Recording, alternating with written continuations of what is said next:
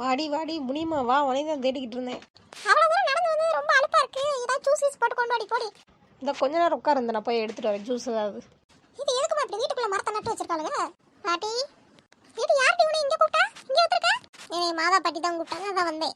எம்மா எம்மா அங்க கேக் வச்சிருக்காங்கம்மா. அந்த மரத்துல ஃபுல்லா ஆப்பிளா தொங்குதுமா. இது பிள்ளைக்கு நான் நல்ல விஷயம் சொல்லி கூப்பிட மாட்டேன். இங்க வர இங்க இருந்துட்டு ஆப்பிள் வேணும்னு சொல்லிக்கிட்டு இருக்கு. சின்ன பிள்ளைனா அப்படிதான் பேசுங்க. உங்க வேலையை தான் மட்டும் பார்த்துட்டு போங்க. இங்க வா தம்பி, அங்க எதையும் இழுத்து போட்டுறாதீங்க. வா அம்மா மடியில உட்காரு. மாதா பாட்டி வந்துட்டு அடுத்த குண்டு சிரிக்கி. ஏன் திங்கிறதுக்கு எல்லாம் வந்திருக்கீங்களோ? இந்த மெண்டல் கழுவி எப்போ வந்து உட்காந்தாம்மா. எங்க போனாலும் இவ தான் முதல்ல நிக்கிறா. ஏன் வாங்க வாங்க எல்லாம் வந்துட்டீங்களா? உட்காருங்க உட்காருங்க. ஏடி நான் உனக்கு ஜூஸ் போட்டு கொண்டு வர சொன்னேன்டி, நீ என்னடி சும்மா வந்திருக்க? கொஞ்ச நேரம் உட்காரு, எல்லாரும் வரட்டும், மொத்தமா போட்டு கொடுத்துட்றேன். நிறைய துட்டு வச்சிருப்பா போல, எல்லாரையும் கூப்பிட்டுருக்கா. பாட்டி ஐ எம் கம்மிங். வாங்கடி வாங்கடி, உங்க ரெண்டு பேரும் தாண்டி ரொம்ப எதிர்பார்த்துக்கிறேன். ஆமா இவ்வளவு ரெண்டு பேர் பெரிய கலெக்டர், இவ்வளவு நல்லா எதிர்பார்க்க முடியாம அப்பதான் இங்க ஒருத்தி உட்காந்துட்டு ஒரு ஜூஸ் போட்டு கொண்டு வர படிக்க. சரி எல்லாம் உட்காருங்க, நான் சாப்பிட்றதுக்கு ஏதாவது எடுத்துட்டு வரேன். ஏடி பின்னாடி தெரியும் பாரு, மொட்டை உட்காந்துருக்கு. என்ன கிளவி, அன்னைக்கு நாங்கள் சர்ச்சுக்கு போகிறோம் கூட வான்னு சொன்னதுக்கு என்ன சொன்னேன்?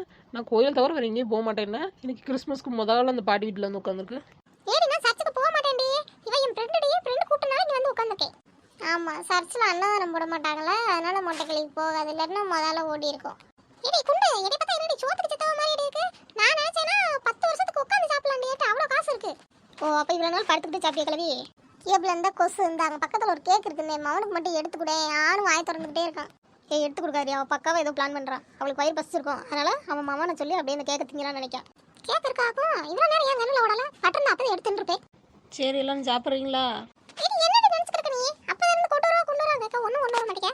மொட்டை கிளவி அவங்க அப்படி தான் கேட்பாங்க, வேணுமா வேணுமான்னு. நீ எப்போ வேண்டான்னு சொல்றியோ சரி அப்போ வீட்டுக்கு கிளம்புங்கன்னு சொல்லுவாங்க. அப்படிலாம் எதுவும் திங்க போக முடியாது. நான் 2 கிலோமீட்டர் அங்கேருந்து இங்கே நடந்து வந்திருக்கேன். ஏதாவது கொடுப்பான்னு இங்கே வந்தேன், இல்லாட்டினா நான் வீட்டிலே இருந்துப்பேன். இங்கே கிளவி ஏதாவது உனக்கு கொடுக்கணும் அப்படின்னா நீ வந்து கிறிஸ்டினா மாறினாதான் உனக்கு ஏதாவது கொடுப்பாங்க, கேக்கு சாப்பாடு எல்லாம். அப்படியா? அப்படி கிறிஸ்டினா மாறிட்டு தினம் சாப்பாடு கேக்கு எல்லாமே கொடுத்துக்கிட்டே இருப்பாங்களா? சரி தினம் கொடுப்பாங்கன்னா சொல்லுங்க, நான் இப்போ உடனே மாறிக்கிறேன். எங்கே போய் மாறணும்னு சொல்லுங்க, மாறிக்கிறேன். இவ்வளோ சோறுன்னு சுடுகாட்டில் போய் படுத்துக்கணும் கூட படுத்துருவாளோ போல.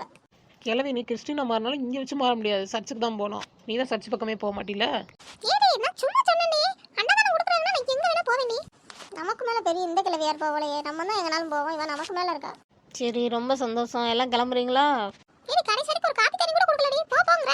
இப்போ தான் சாப்பாடுலாம் ரெடி ஆகிட்டு இருக்கு, நான் வீட்டுக்கே கொண்டு வரேன். இப்போ ஆமா இவன் வீட்டில் வந்து 1 மணி நேரம் உட்காந்துப்பமே ஒன்றும் கொடுக்காயா, வீட்டில் தேடி வந்து கொடுக்கானா. போங்கடி பாட்டி, எல்லாரும் போட்டோம், போனதுக்கப்புறம் நம்ம கேக் வெட்டுவோம். என்ன பாட்டி?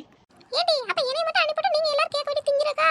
இந்த கிளவி வயசாயிடுச்சுல, இனிப்பெல்லாம் ரொம்ப தின்னா சுவர் வந்துடும். சுவர் வந்தாலும் பரவாயில்ல, கதவு வந்தாலும் பரவாயில்ல, நான் கேட்க தின்னுட்டு தாண்டி போவேன். சரி சரி, உனக்கு சும்மா விளையாட்டுக்கு கடுப்பேற்றுறதுக்காக எல்லாம் இப்படி பேசிக்கிட்டு இருந்தோம். உட்கார் கேக் எடுத்துகிட்டு வர, எல்லாரும் வெட்டுவோம். எனக்கு ஒன்றும் தேவை, நான் கேக்கே திங்காத ஆளா? நான் நினச்சேன்னா கேக்கு கடையை வைப்பேன்டி. போங்கடி.